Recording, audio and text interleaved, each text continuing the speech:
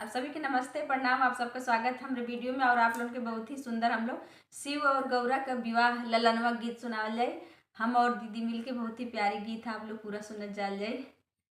जब रे महादेव गौरा ब्याहन चल अर नाही लाए कहे नाच बाजारे ललनवा अरे काहे नाही लाए नाच बाजारे ललनवा हमारे ही देश गौरा बजाओ नाचले अरे डमरू से होला मोर बियाह रे ललनवा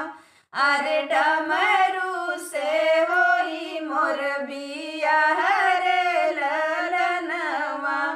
जब रे महादेव गौरा ब्याहन चल अरे काहे ना लिया ताग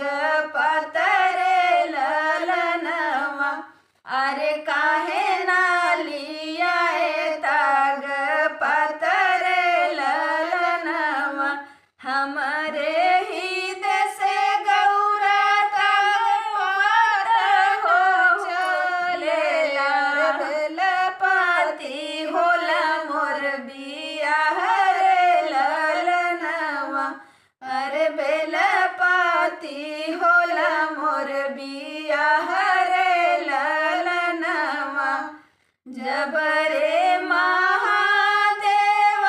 गौरा ब्याहन चल अरे काहे ना लिया सिंदूर सनुरौटा रे ललनवा अरे काहे ना लिया सिंदूर सनुरौटा रे ललनवा हम